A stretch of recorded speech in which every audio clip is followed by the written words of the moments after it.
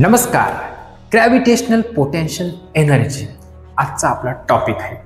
आता gravitational potential energy म्हणजे काय, ग्रॅव्हिटेशन म्हणजे काय आणि पोटेन्शियल म्हणजे काय, हे सर्व गोष्टी आपल्याला माहीत आहेत. पण ग्रॅव्हिटेशनल पोटेन्शियल एनर्जी म्हणजे काय ते आज आपण सिंपल आहे, फक्त थोडा एक नवीन कन्सेप्ट येणार आहे ते आज आपण पाहणार आहोत अत्यंत सोप्या शब्दामध्ये. मग आता ग्रॅव्हिटेशनल काय ते तुम्हाला सर्वांना माहिती आहे. आता पोटेन्शियल आणि एनर्जी म्हणजे काय, कॅपॅसिटी टू डू वर्क. आता पोटेन्शियल एनर्जी काय, we have learn in 9th class what is the potential energy, ते आपण शिकलो. मग आता पोटेन्शियल एनर्जी म्हणजे काय, एखाद्या ऑब्जेक्टमध्ये पहा, हे एक ऑब्जेक्ट आहे, ह्या ऑब्जेक्टमध्ये एनर्जी स्टोअर होणं त्याच्या स्टेटनुसार किंवा पोझिशननुसार, स्टेट आणि पोझिशननुसार त्याच्यामध्ये साठवलेली ऊर्जा, त्याला आपण काय म्हणतो, पोटेन्शियल एनर्जी म्हणतो. आणि एक बेसिक आपण 9वी मध्ये शिकलो, जसं आपण वरी जातो तसं पोटेन्शियल एनर्जी काय होते, वाढत जाते.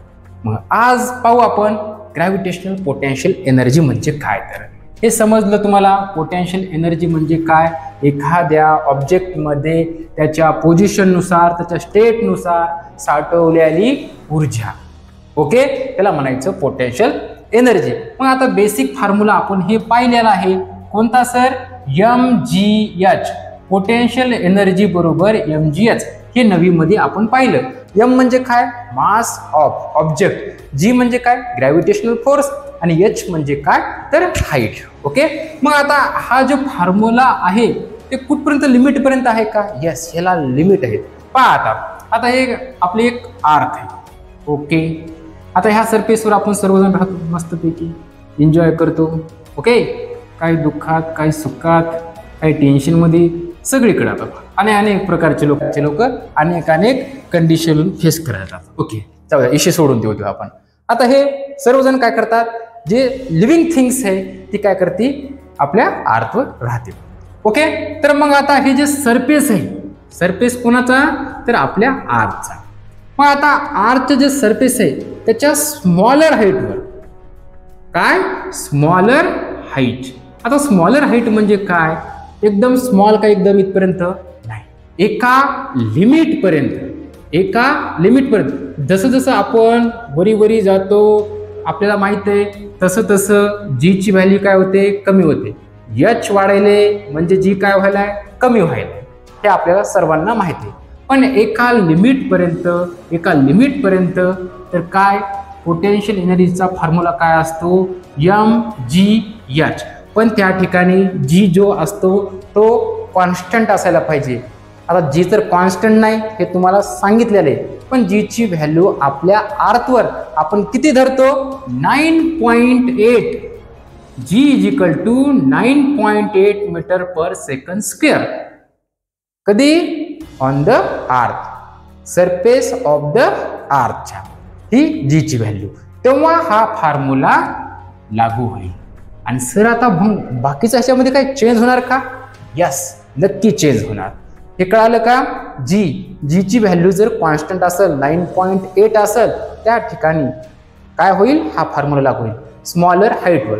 मग सर एकदम ऑब्जेक्ट हा सरफेस आहे, हा सरफेस समजा, कन्सिडर करा हा सरफेस आहे आणि ह्याच्यावर काय ऑब्जेक्ट ठेवलाय. आता सांगा मला ह्याची काय हाईट किती असेल, हाईट 0 असेल, म्हणजे त्या टाइमला ऑन द सरफेस, एकदम सरफेस ला पोटेन्शियल एनर्जी काय असेल, 0 असेल. काय असेल, 0 असेल, म्हणजे 0 असेल पोटेन्शियल एनर्जी. आता ही झाली एक कंडिशन स्मॉलर हाईट पर्यंत. मग आता दुसरी कंडिशन कोणती ते आता आपण पाहणार आहोत.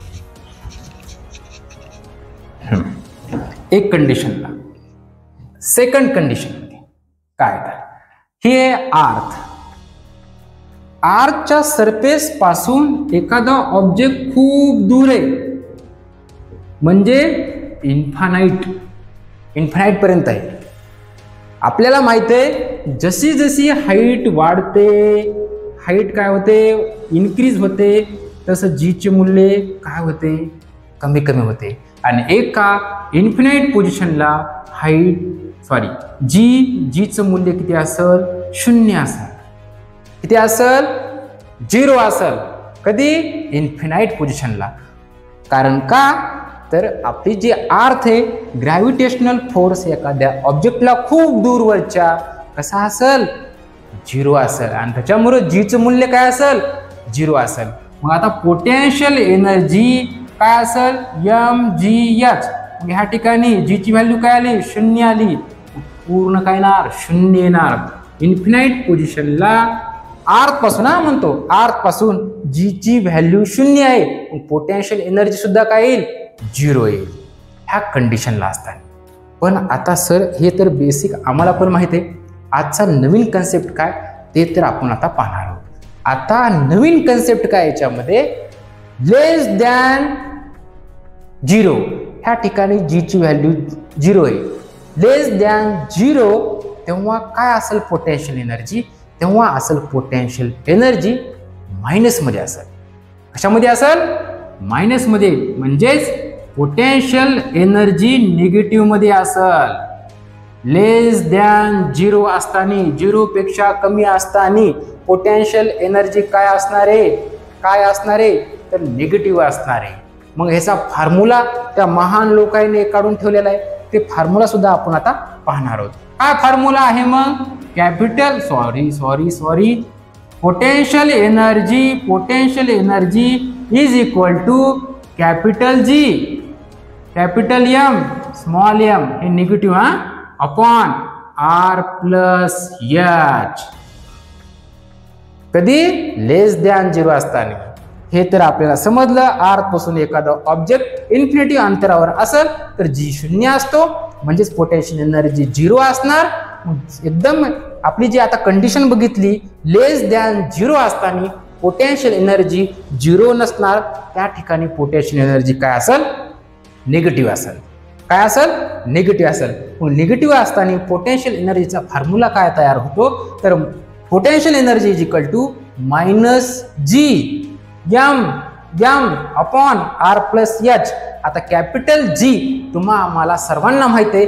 कॅपिटल जी म्हणजे काय तर युनिव्हर्सल ग्रॅव्हिटेशनल कॉन्स्टंट आणि त्याची व्हॅल्यू सुद्धा माहिती आहे 6.67 × 10⁻11 न्यूटन मीटर स्क्वेअर पर kg स्क्वेअर. आणि हा सर कॅपिटल एम काय कॅपिटल एम दुसरं तिसरं काही नाही मास ऑफ अर्थ आहे. आणि स्मॉल एम काय सर स्मॉल एम हे जे मास ऑफ ऑब्जेक्ट आहे. लेस दॅन 0 म्हणतोय ह्या ठिकाणी.